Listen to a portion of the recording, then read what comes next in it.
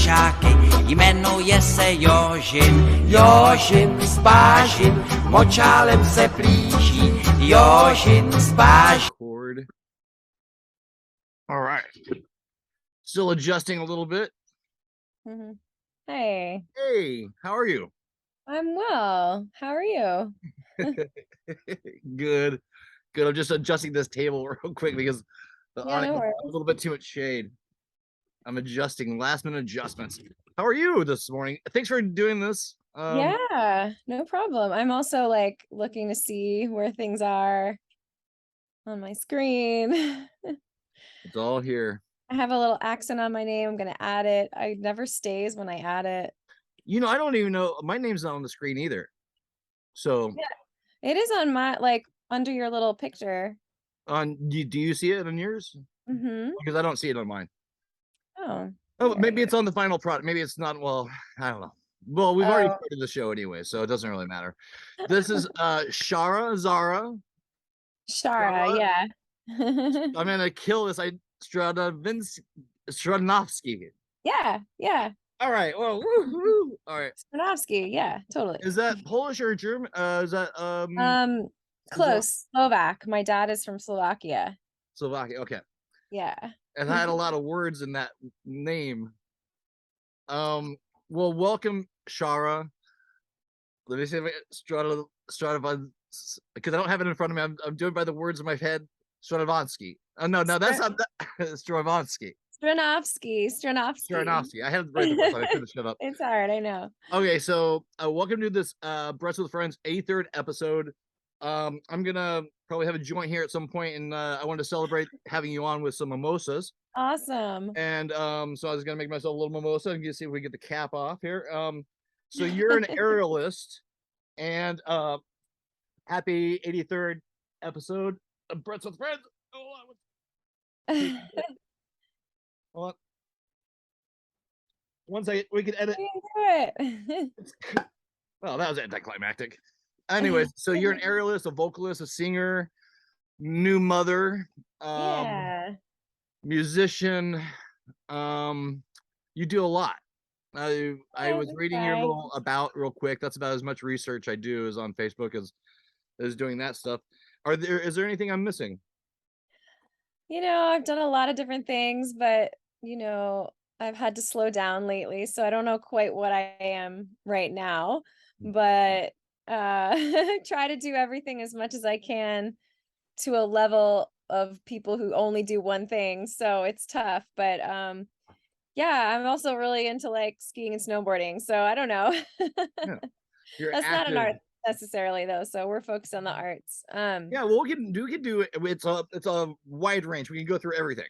Yeah. But so I originally met you in Venice Beach, California, and it was bugging me, and I got it when I woke up this morning because we almost started doing this last night when we talked on the phone. It was the Novel Cafe.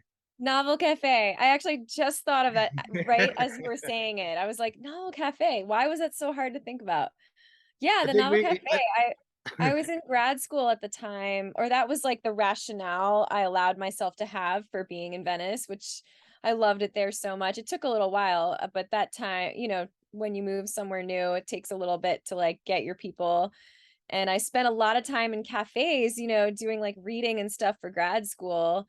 So I spent a lot of time in that cafe and I met some of my favorite people there. It was such a great spot. Like Novel Cafe and Abbott's Habit and a few other places were sort of my regular spots I'd flip-flop around. And yeah, I feel like I met a cross-cut of so many different types of people there, from, you know, other kind of students to artists to like, you know, corporate people that just really liked chatting over coffee. So yeah, it was a really nice, that was almost so pure and vulnerable time for I know. sometimes I've talked to people about, you know, on this about like how good we actually had it back then. I mean, it sounds like back in my day, but we actually sort of ruled Venice for a little bit there. I know. It was so cool then. I mean, yeah, I don't know where the new Venices are right now, but certainly it's not the same there. Oh, we're definitely running the asylum. I mean, Yeah. I think we just got ecstasy over there for the first time before it really went hit.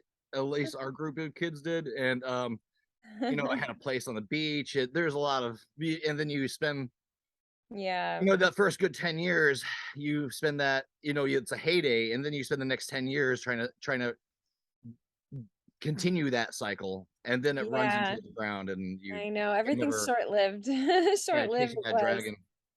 A lot of people, I never wanted to die in Venice, but because I'd known so many people that did, Yeah. that lived their lives, and they at the end that was all there was, and I knew there was more to Venice, or more to Yeah. life than just Venice. Are you But still in LA? no, I mean I go back there occasionally, but right now I'm just got so much PTSD towards it. It's just so fucking hard to Yeah. stay in there and chase that dragon. And I'm over here in Mhm. Oregon right now.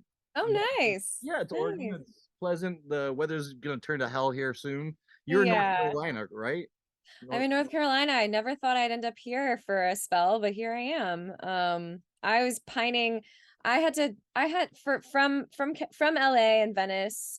I left kind of kicking and screaming. My mom got sick with cancer, so I Oh, kind of left suddenly.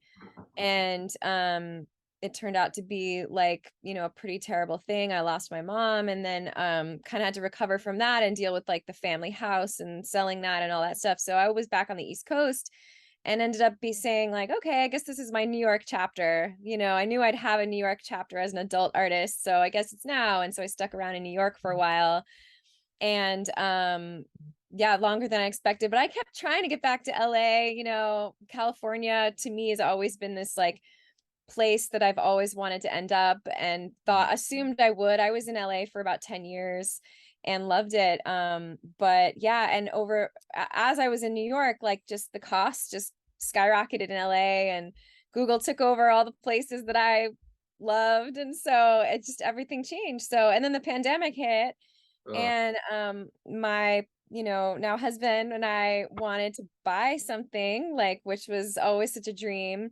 and California is so expensive. So, and there are fires, so we heard about this smaller city called Asheville, and how it's like a local like artist community and liberal mindset, in a lot of similarities that I loved about Venice seem to be here. And so we've been giving it a shot for a couple of years, so it's already like been about a year and a half, so we'll see.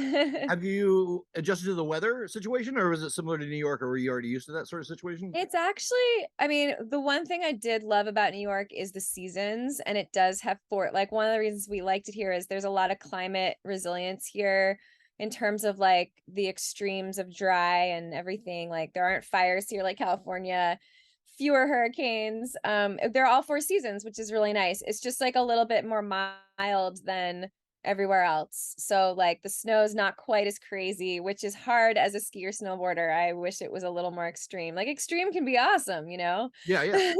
Well, But I yeah, bet you can get to it though from where you're at, right? You just have to drive a little bit farther.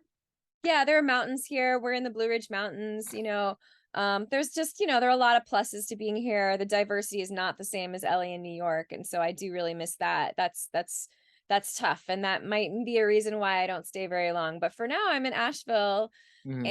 and Asheville is a lot more heavy on the music scene than the dance scene and theater, which are worlds that I was trying to like be a part of both in LA and New York. I was always had like, you know, half, 1 foot in the aerial scene, 1 foot in the like straight music, like bands scene, Mhm. and another limb somewhere in the kind of like dance theater world as well. And so I guess I'm kind of at the breaking point where I can't really do all of them. And so I'm a little bit more of a musician these days, just because that's more of the scene here. But I try to keep up a little bit here and there with the other stuff. Taking dance classes, and like I do a lot of photography too. So sometimes that's a way to like be involved with some of these other spaces if I can't like fully participate, What do with you a shoot on? schedule. What do you shoot on? I use a Canon Mark III thing, but Yeah, it's all nowadays art. I feel like nowadays that's like outdated, honestly. I know that new iPhone. I mean, I got that last year. Yeah, It's I have a the year old thing. iPhone, and it's awesome. Yeah, it has that. There's something that little gold dot on the lower right that is a layered thing. I think that's new to the camera. Some of you explained that to me, that was that thing reads the distances between things. It maps it out. Yeah. I So it's mean, the kind of crazy. capabilities on the iPhone are incredible. Like you can even add software to, tweak it to be even more customized. It's really Lenses. cool. I think my buddy, I'm doing a podcast with him tomorrow, Jared. He acted in a movie that was half shot in iPhone. That's That's great. that they shot with other stuff, but they can. I mean, Yeah. I saw it projected. I saw it in the theater. It looks Yeah. fine. It looked great. No, I'm like, what? it's great. I mean, it's awesome. So nowadays, I mean, it's never been about what you shoot on. It's always been about like, the person and the framing and the idea and like whatever's in your hand makes you a photographer.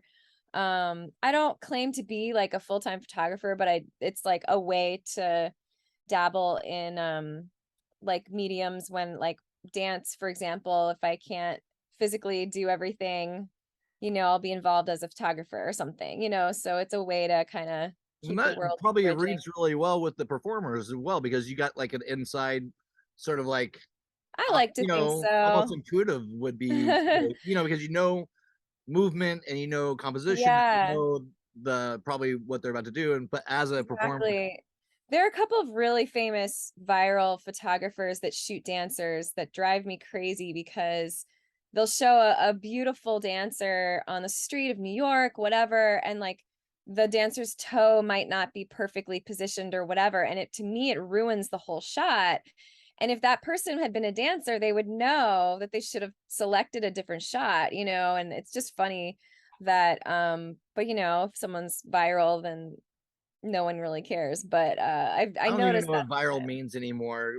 Everyone's got their own thing. Everyone's producing and content left and right. I mean, Yeah. this is like this is this is wild. Everyone's basically got their own TV show, in, Yeah, yeah, in one it's form or true. another. Either, and they're all That's reading true. screens left and right. I Screen. mean, like someone with the like, millions of follower kind of thing, but yeah.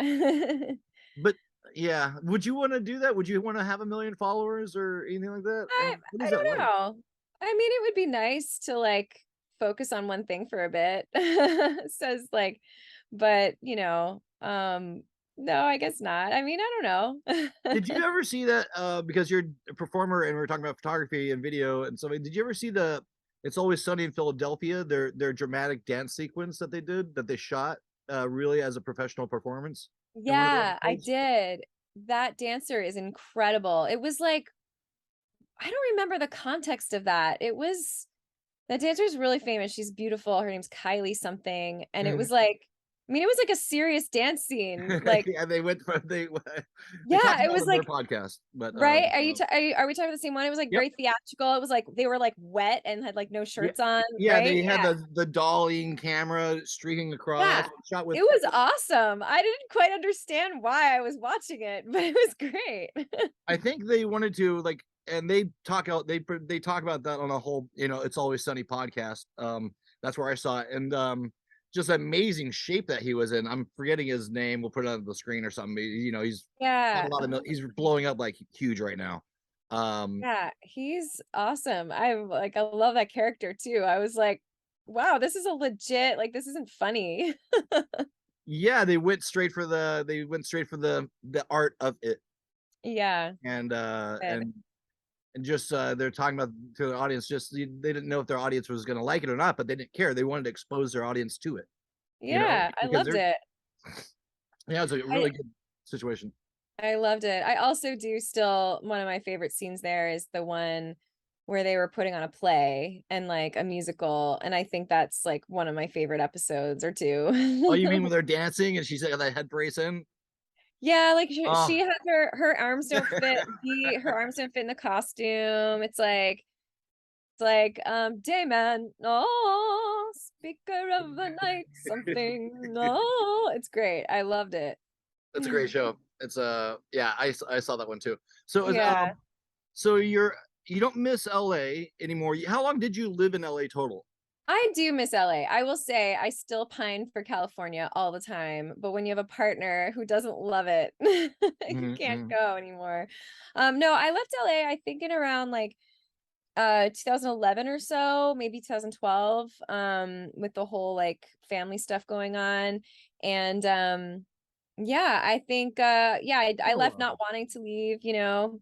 But at that point I was living a mile from the beach. I was going to the beach every day, you know, it was great. I was like convinced I was a surfer. It was terrible, but I still to this day want to get better. Yeah, and I miss that life, but I don't think it exists anymore. I could never, like, I paid like 1,000 in rent, you know, a month. Nowadays, you would be like 4,000. So, Yeah.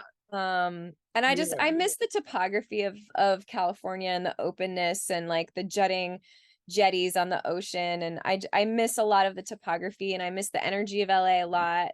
But like I've learned that it exists in other places and like, you know, like any person, you have to find the new place. Like artists are going to live where there's like diversity of wealth and not just upper class. So you got to find the new kind of little spaces where, you know, you have all the extremes. So that's where like the excitement should be. But yeah, I miss LA. I do miss it a lot. I guess I guess I've been away longer than I thought. So so I don't know quite what it's like nowadays. Most of my friends have dispersed. They're at least on the east side, no longer on the west side. And you know, dispersed throughout LA, like much further away. So I don't know what the pulse is these days, you know, over there. I go back and forth to there, and I'm probably gonna go back over there as soon as I don't know.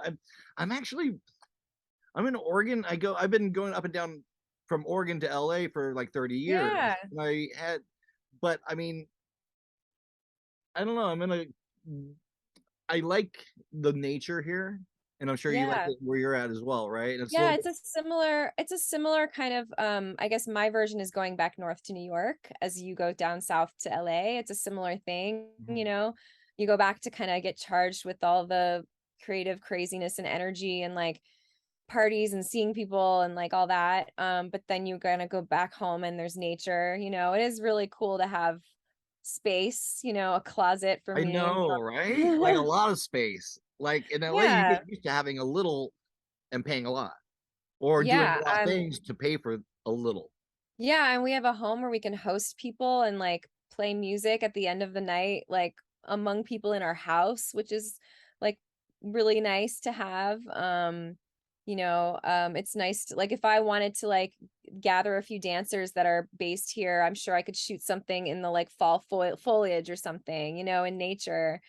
So Yeah. there's a lot, but I think you need that. I mean, I think anyone who's artsy, unless you're a complete recluse, which is also the case for many people, you kind of need that like city bustle to kind of go and have your fix sometimes. So I just was in New York for September. So I feel like I was, you know, had my little charge for a little while. As I know I'm jumping around all over the place, but because I usually Okay. like to do, but have you seen a significant change in since COVID, or what's your? I actually want to go back. Well, I'm gonna remember that question later because I want to go back to Shara as a little girl growing up and being creative. Let's start from like where you grew up and like when you started getting interested in the arts and how that Oh, did you do cool. ballet as a child? Did you go and were you creative? Were you just like out the gate? Like give us a Yeah. little perspective of you growing up and going to Yeah. I mean, adolescence and high school and college and think it then all ties to like I think a lot of that stuff ties to like your support as a kid, you know. I feel a lot of pressure now as a new mom to bring creativity to my kid. My mom was the artist of the family. My dad was the like engineer realist that was like, no, I don't care about art, you know. yeah, that's a You cool need to guy. get a real job and like all that stuff. And but meanwhile, he was like completely a thespian in some ways and didn't realize it, like Mm. theatrical and like played guitar and like but my mom But did took he me not? to I'm sorry. Did he not consider that relevant because it didn't make him money? no That was just a he yes hobby thing. correct, it wasn't like a real thing, you know. It's not that. Yeah, so but my mom so like I lived in this suburban town in New Jersey. It's a beautiful little town. I'm grateful to have grown up there because I kind of had both the city and country mouse thing going on. Like there was nature, you could see horses, you know, a town over, but then we were like a commuter town to New York City. So most people had parents that worked in New York City. But my town itself, like I never really like got involved that much in my own town's like sports and activities.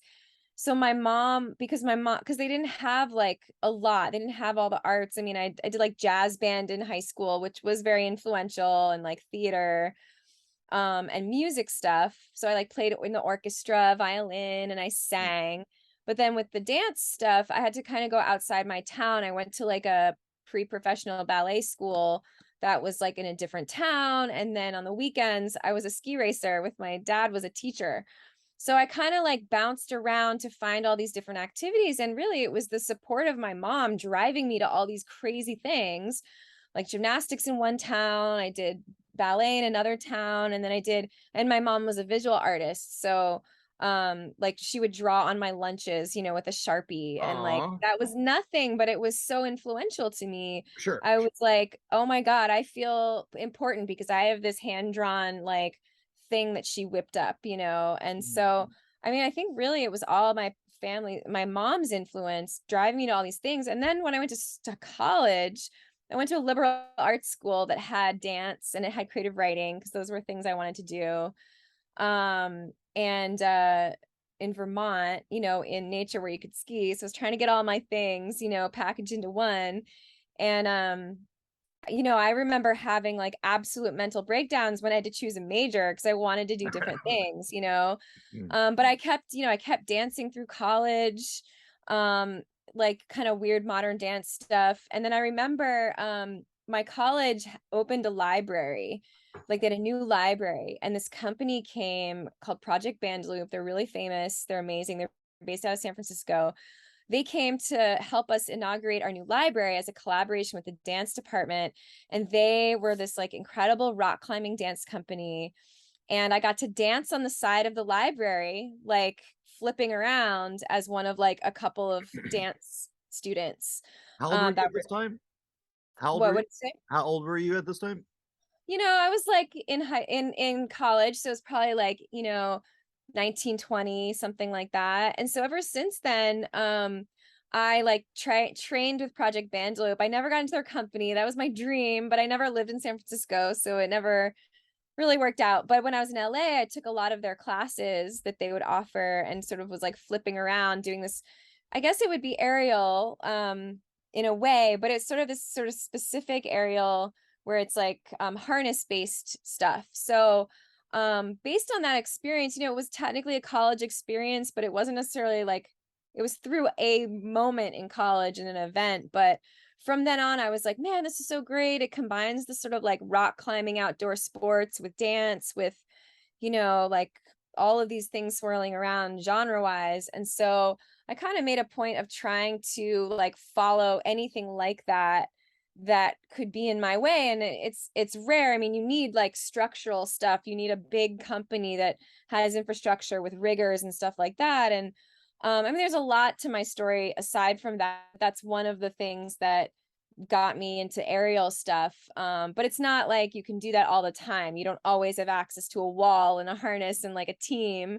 So I've done other stuff too, like on the side of that. I was always really interested in like dance forms and folklore around the world, like why, and why in Senegal is the dance like that versus like Argentina on the streets? Why is the dance like that?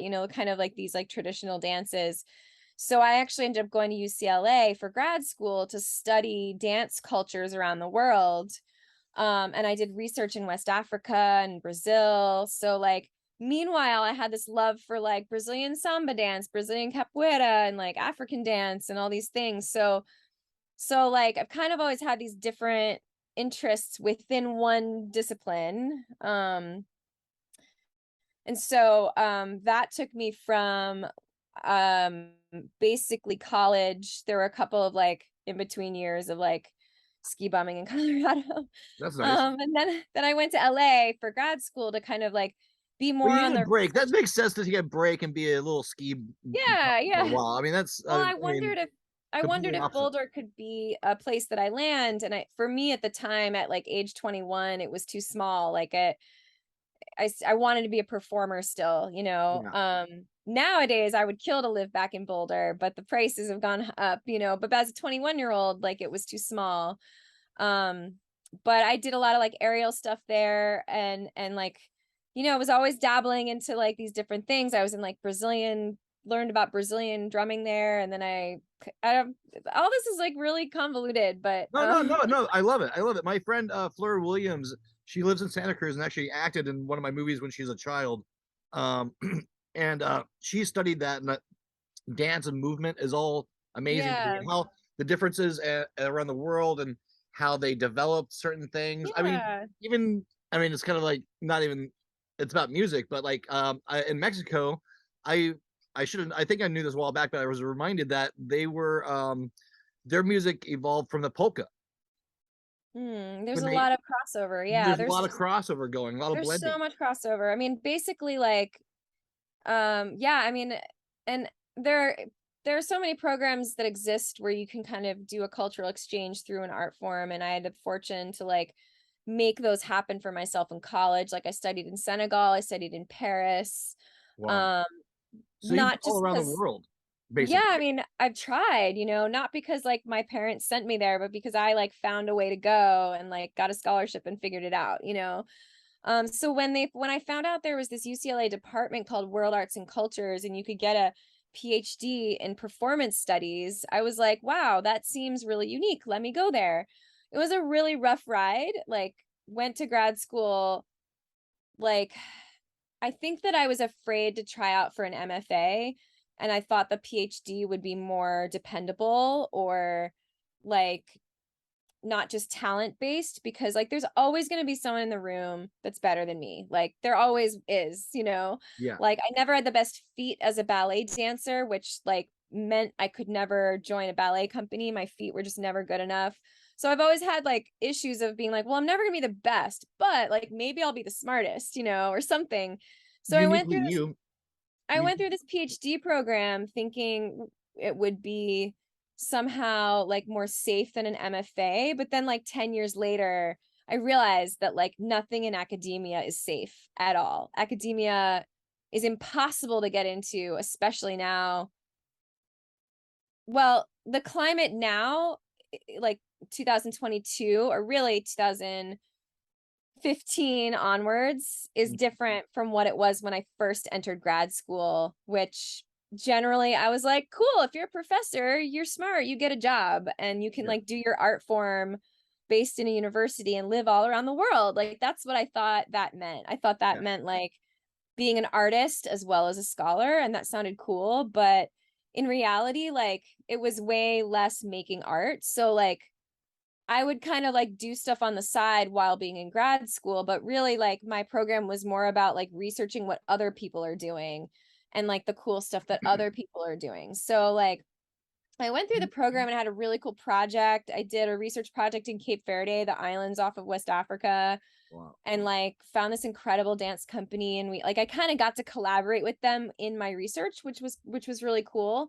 um but like I found that I was like, you know, I went to grad school so young that I felt like I was kind of like wasting my years as a performer, like researching what other people were doing. So once I got my PhD, I was like, you know, went back to like trying to be a performer again in New York. So I kind of did this like opposite thing. Most people do all the performing first, and then they go back to grad school maybe Mhm. like to kind of take a break from the physical, but I kind of went the other way.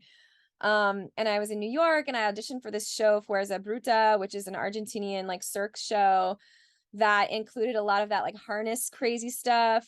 And it had drumming in it. It had like everything I could have wanted in one big show. And it was like the equivalent of like Stomp and Blue Man Group, like Wow. an off Broadway show, but like it had to be off Broadway because it was so radical. Um, I didn't last that long in it, I will confess, because I got injured.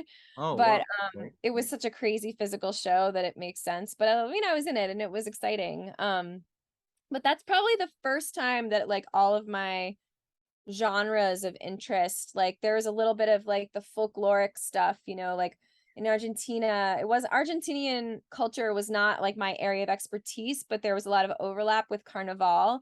And Carnival is this celebration where everything kind of gets topsy-turvy, and there were elements of that in this sort of avant-garde show. And like some of the dances were called the I forget what it's called, starts with the B, but it's kind of a dance that imitates drunk people, and like kind of with like loose bouncy legs, and like and that was free movement, didn't they call that? Wasn't there a dance that was going around? I mean, where a bunch of people get in a room and they just all dance on top of each other with each other. What's that called? Like free form flow? I don't know. That might be something more like new agey, not Yeah, necessarily that like sounds a cultural tradition, but like yeah. anyway, so that had yeah. I mean, it had a lot of stuff. It had like really cool lighting and theatrical stuff, like the crew, the actual like physical theater stuff was really like exciting, and like the aerial stuff. Like I got, there was a Mylar pool that came down, and we had to like swim in the pool as part of the act. So it was a really cool show, but that was sort of a rare thing. I mean, and after that I got involved in a few other like aerial projects, the one that you mentioned. So I was like singing upside down on some walls. Like I got to do that kind of stuff a few times.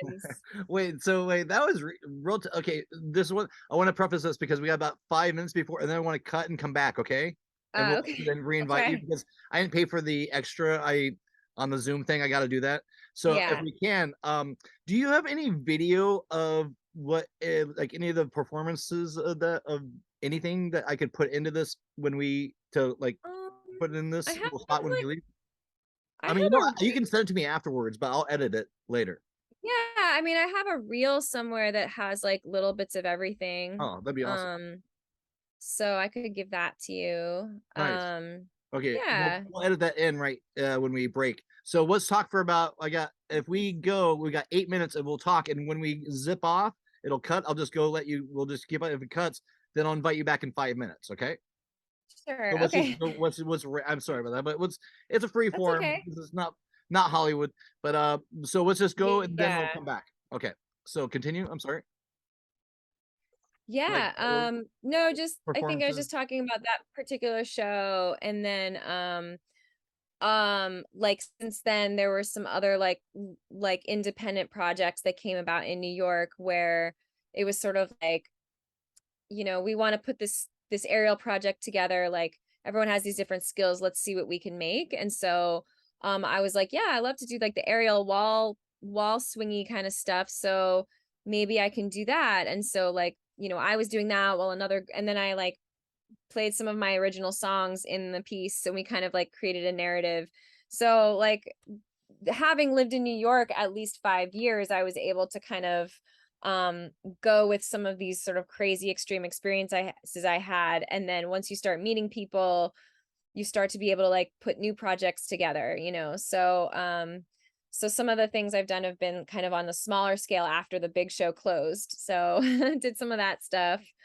So wait, when you And do then that wall, can I just interject? With the wall stuff that you did, is that, what location is that? And is that like a wall rock or rock wall facility itself, so or is like, that like a different I situation? mean, well, there are different things. So like, I've done the wall dancing in like several different contexts. Like the Project Bandaloop people have riggers that go on like actual buildings and create ropes hanging from like spaces that are like buildings. And I did that with some folks like that at the Hollywood the Ford Amphitheater a couple times for some shows there. So Wow, that was that's like one crazy. context.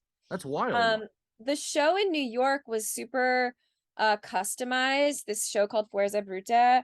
So they had actually like most of the points that are like Project Bandaloop as their company, they're usually fixed spots on a wall. So like the dancers will go up the wall and then swing from those places, and a lot of the movement is sort of like anchored in those like places on the wall.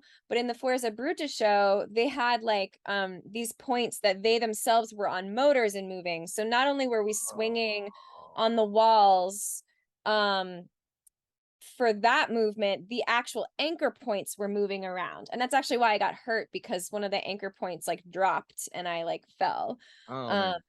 But yeah, there was a That's work. how far did you fall? It's not that it fell far, it's just the jerking motion. Like, when you're in a harness, it like jerked my shoulder. And then there was another scene where the structural pieces changed, and we were all in like there were like 6 of us hanging in a giant clump, and that anchor point was sort of like swinging into the space over the audience and then back, so there was just like a bunch of people kind of in this giant tangle. So it's really like that kind of stuff is so exciting because it takes like a huge team to do it, and A lot of production. yeah, huge production. I've never that was those are the only moments I've been able to do those crazy things because you got this production behind you, but of course you have to like audition for it and get in. It's like Yeah. so That's um wild. yeah, those were great experiences, and I call myself an aerialist.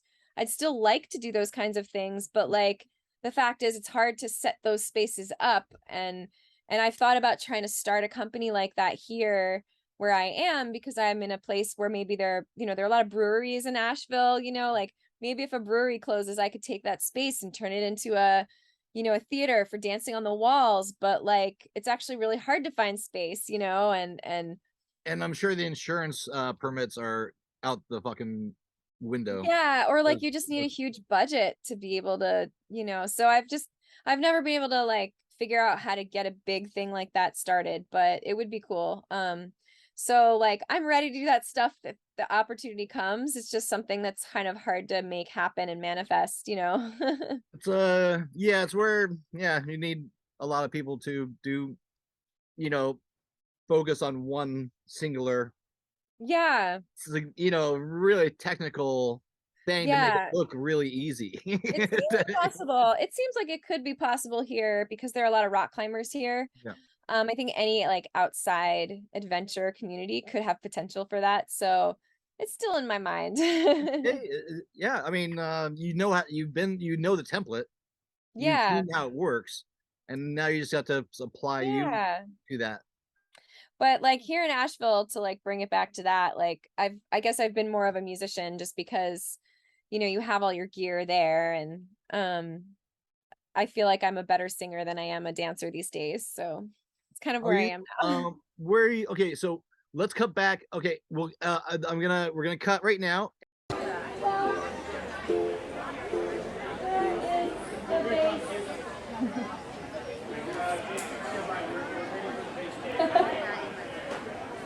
It's nice to have a purpose, Sandra.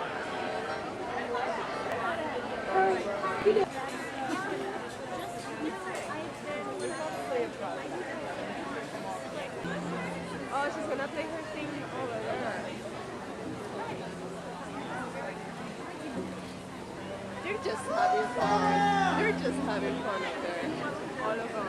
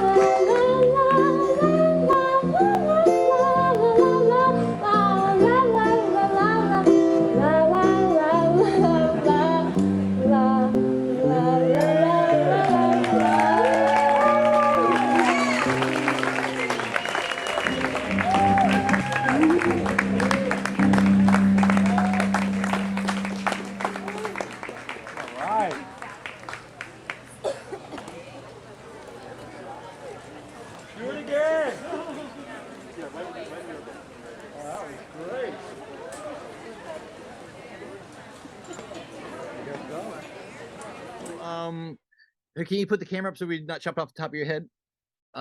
Thanks. That always kills me when I don't. Yeah, totally. So has okay, so you've done an amazing amount of stuff. Okay, and I know that we haven't even scratched the surface. I mean, it's hard because in truth, like it's all slowing down as a mom. It's so hard to like maintain your identity. It's like maddening.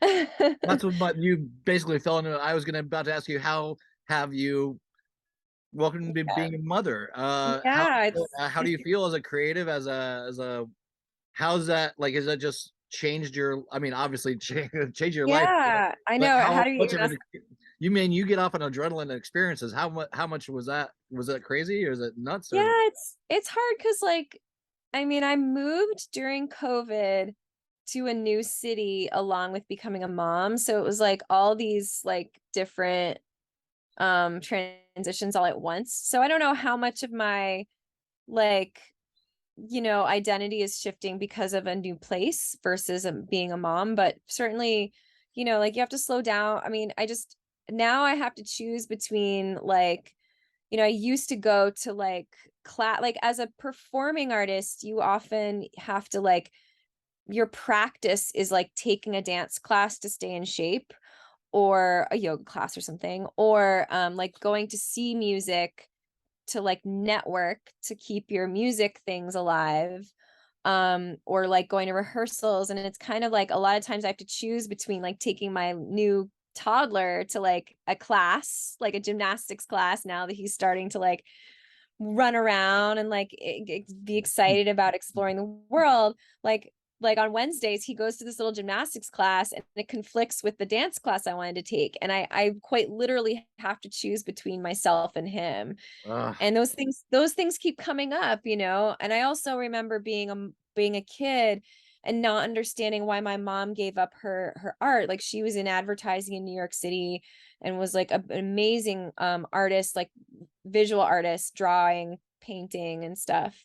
And I never, like, it made me sad and like not respect her because she didn't do that anymore. And she was just a mom, but like, so I don't want to be that for my kids. I don't want to be like giving anything up, because I couldn't do it or something. But then you also want your kid to be happy and you want to like build a relationship with them. So it's definitely really challenging. I mean, I joined a wedding band here in Asheville recently. That's a new project. And that, like, at first I was like, oh, I don't want to just do covers, like that will never go anywhere. But it's also like a really great way to, like make money doing the art I love to do. And like the people are really fun. And I've joined a couple different ones and I'm sort of picking the one that seems better, that kind of thing. And I'm just thankfully have a husband that like can sort of while our schedules conflict a lot, he's willing to like pay for a babysitter so that I can do my thing, so Yeah. there's like it's just there's less time. I've always had an issue with time because I try to do 3 different disciplines at least, and now you have less of it. It's like half that. So it's kind of forcing me to choose a little bit more, which sucks. I don't want to choose. I've always been like, well, that's what I'm good at. I'm good at being the one that's good at everything. But I don't know. I've always struggled with the master of none thing. So it's sort of, amplified now. But I don't know. I guess I just have to kind of assume that like if I'm more into music right now, maybe the other stuff will surface in some other way later. I just have to trust that it never goes away completely. Patricia Arquette had the starring role in A Last Exit to Eden or something, or to Last Exit to Brooklyn, which is a really major film back in the 80s. And she got pregnant, and she said, I'm not going to do the movie. I can't do the movie. And Jennifer Jason Leigh ended up getting that part, which was like a tour de force, it was like all those, it was like a really heavy dramatic movie. And then she's like, they're in interviews, I'm like paraphrasing from like 20 years ago, she had said that she just needed to do that time, and that she was willing to give up her career to do that. But then she came back afterwards and blew up. She did that Tarantino movie. I mean, David Lynch. But there was a break for like 8-10 years where she just didn't do too much. But when she came back, it was like, whoa! She came back like, I think that's exciting. Like, and my husband is a actor, and he's into like making movies, and we made a little short film over the summer, and I acted in it. And so like I've been acting more now that like, so like if my dance theater stuff starts to go down because I can't physically keep up with it, like maybe the acting stuff will go up a bit or something. I don't know. I could see, you have a really great look. Oh, thanks. I like a McCasey producer, but you have a very strong features, and you're talented in that, and you're like, it's like being a diamond as an artist. You're like, you have lots of angles that you reflect who you are, and you can reflect back. So it's just like acting is a great fun thing to that endorphin kick. Yeah, and I've always loved acting. I just never like I've always had to kind of like sway more on the dance acting part than so it's always been there, just never quite, you never had time for it. yeah. So we'll see. I mean, I guess having these conversations kind of makes me see the positive, when I'm off this conversation, I'll be like, I'm never gonna do anything again. Oh my God. Just designing cheese bowls at home. Yeah, or like I'm like, all I do is pick up laundry, like I don't well, this is that time of reflection. This is actually, because you've done so much, and the baby is gonna be, I mean, amazing. And you got a lot of, it's because I get off on stimulus as well, like traveling, and I didn't travel for like 13 years because I had my dogs, and that was on purpose. 14 years, because they grounded me to LA so I had to stay put, and they both passed away right before COVID. And now I got my pass. I know it sucked. It was but that's what you sign up for when you get dogs. That's the unwritten law, a rule that that you'll have to deal with someday. But luckily I didn't have to put them down. And they weren't in pain. They just kind of how things go. But now I can go, I get my passport back, and I can go all over the world again. And I love traveling, and that endorphin kick is what that stimulus to even like the art that I've been creating for like the last 5 years in particular hasn't been, it's been awesome, and I had different breakthroughs, like stuff like this, but like of working, but like I don't think it's just the tip of the iceberg of what I'm capable of doing. Right. Yeah. And that's what it seems like, this time will allow you to sort of like grow into other facets that your sensibilities as a creative. Yeah, and I think I've always kind of bounced around and traveled and like never wanted anything rooting me down, and so suddenly I have a root, which is my kid. So I'm kind of going the opposite direction, but like I should like ride with it and see. Lean into it. Yeah. Are you Is it the area that you live in? Is it country?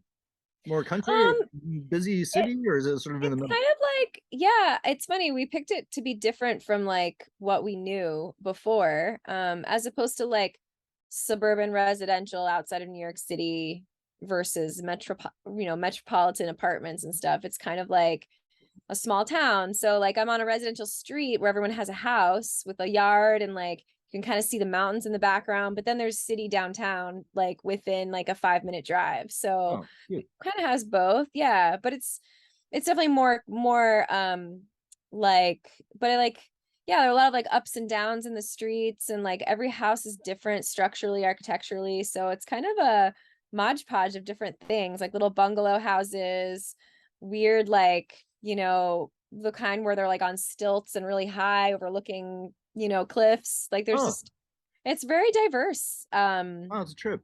Yeah, it's a trip. I'm trying to think of how to compare it. I guess there's sort of like in the same way that Topanga kind of had like little bungalow houses, like that's kind of here a little Okay, bit. yeah. But there is like actual city downtown. It's just like small. It's not as Yeah. small as like Everybody downtown knows each other. Pretty small little. Everyone knows each other. Kind of like you don't Yeah, I mean really get. it's If you stay there for a little bit, I mean, well, there's a town here called Silverton, and it's a small town like that, but it seems like it feels really small after a while. yeah, I don't think it's as small as that, but it's like I'm starting to like run into people, more and more. But it's also like as a parent, you kind of meet other parents, so like Mhm. my circle is also just different now in that respect too. But yeah, it's a smaller city, but it's not like a small town, if that makes sense. Okay, yeah. Yeah. So that's kind of a weird, cool thing. But So, yeah, I think it can be small. Like I bet if I grew up here, I'd be like, I need to get out. It's too ah, small. yeah, So yeah, yeah. we'll I see. was amazed at like when I went to some of my high school reunions, how many people stayed living in the area. Oh yeah, I could never do that. I was like, whoa, that's kind of, and a lot of them became cops. Oh and, man. or some of them did. No, actually, not that many. But oh, what I meant to say is some of them did, but and firefighters.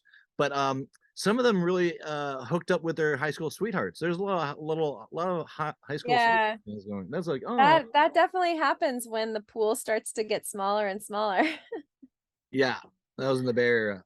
Yeah. So what kind of projects are you working on now? I mean, you kind of like what do you Yeah. kind of Um, are looking forward or would like to do in the future, or you're kind of like yeah, cool. sense of Um, newness. well, I'm in this new wedding band that's already like they already exist, but they added me and a couple other people, and so we're kind of like reshaping it to be better, and that's exciting. It's an event band. I shouldn't just say wedding. And I feel like at first I was like, okay, covers, like I don't really just want to do that, but like there are a lot of great projects out there, like postmodern jukebox, for example. You've got like groups that are kind of like redoing covers in a fun, cool way and like Mhm. making them like kind of honoring the music and making them fun. And so like that's a cool thing that's going on. I'm starting a kids company already exists that I worked for in New York, and I'm sort of opening up their branch here in Asheville. It's like teaching foreign language through music and sing-alongs. So I'm gonna start doing that a couple days a week, teaching French to kids. So it's Oh wow. not really like an artistic project so much as like I wanted to do something that like builds me in the community in some way and maybe connects me to other parents. So I'm gonna do that. And then yeah, my husband Nick and I are actually trying to work on like making a movie. Nice. And we might try to make it a musical so that there might be opportunity for like music and dance to be incorporated in some like original way. So we filmed here in Asheville somehow. We have a filmmaker friend that is in LA, and he enjoyed working with us for a short thing this summer. And he was like, I'll come to Asheville. Like, let's make it happen. So yeah, those are some Nice. like, That's gonna be really cool because the new Joker movie is a musical. You know that, right? no, I didn't know that. That's Lady crazy. Gaga's playing is in it. Oh my God, I can't wait to see Joaquin that. Phoenix. That's Yeah, they're awesome. not Yeah. talking. That's the only way he would do it. They're doing this weird. It's and people are like a musical, and they're like, and now you think about it, that's the only way that movie could go. You That's know, awesome. with how dark they go. Oh It's man. make it theatrical. That's exciting. Yeah, I mean, we're in a really vague place right now where we're just like, okay, who are good actors here in Asheville? And we only know of like two other ones that would be like really good. And kind of just like working with what we've got. And Nick is really good at writing story. So yeah, I don't know. It's super vague right now though. It probably will take at least a year to think about and produce and Well, you the know. location sounds great. Just shoot it in all these obscure spots around that town. Yeah, yeah. And it sounds like you have space, so there's not like Yeah. people like gonna be walking in the back of shots and stuff like that. Don't have to pay people off or anything. Definitely. There will definitely have to be some like rustic setting atmosphere for Yeah. sure. You can get like you can get really, really artsy with that. And the medium of like film is like changed so like I don't even like when's I used to watch movies like 3 times a week. I haven't Yeah. watched a movie like they're so like I'm a filmmaker too. Yeah, And you are. it's like I don't know, coming off of like our experiences that we've had and digesting them and then putting them into a new context, like kind of changing. That's kind of exciting as a creative, as an artist. Yeah. You just have to And work. like, How do you get it out there? That's once you make it. It's like there's so much content. yeah, Who's paying for stuff? Who most people are right. getting a lot of their media for free, and Yeah, yeah, it's changed so much the form of it, and so yeah. people say a movie that could be like a half-hour movie, that could be an hour movie, it could be Yeah. 2 hour, I 3 hours. yeah, well, it's all vague right now. I Yeah, just that's also know why. that like I have a lot of original songs and I wanted to make like an album out of those songs, but some of them by now are kind of old. So it's like, well, what do we do with those? Do I make an album, or today you don't really need albums? You can kind of just release songs. So it seemed like it could be a cool place to like put songs into a project like a movie and maybe have that be its home instead of like launching an album in a typical way. So I don't know. We'll see. Yeah, I mean, well, yeah, I mean the setting is beautiful. I mean, what came to mind was maybe if you make them a bunch of interlocking music videos, Yeah, exactly. That would be really cool. so That'd be you're really doing them cool. in chunks, and maybe it's a Yeah. storyline that kind of goes through each other. Yeah. Oh, I like that idea. Yeah. Um, yeah, filmmaking is an interest. That's what the podcast is like because it takes so little production to actually do one of these. Yeah. It's super, but it's also with the editing and stuff like that and the conversation, it's kind of like triggering different things like, oh, I should do this, or that reminds me of something I forgot to do that would be nice to do now. Yeah.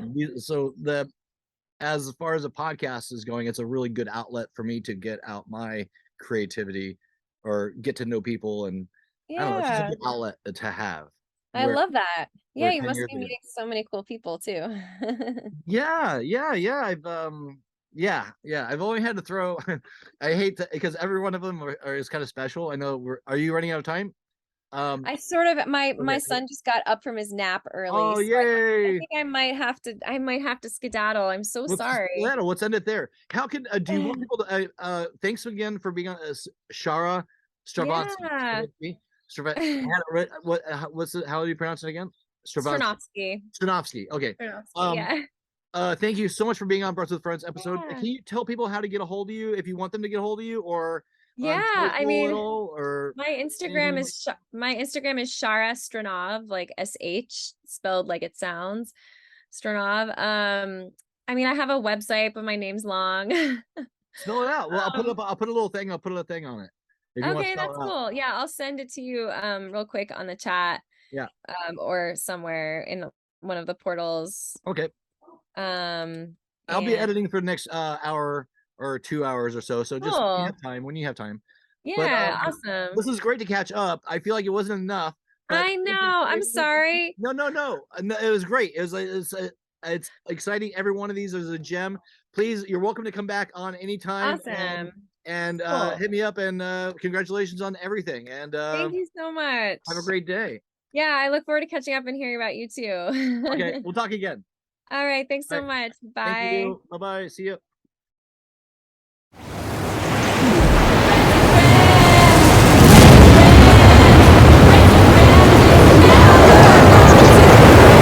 Žere hlavně pražáky, jmenuje se Jožin. Jožin s Pážin, močálem se plíží. Jožin s Pážin, k vesnici se blíží. Jožin s Pážin.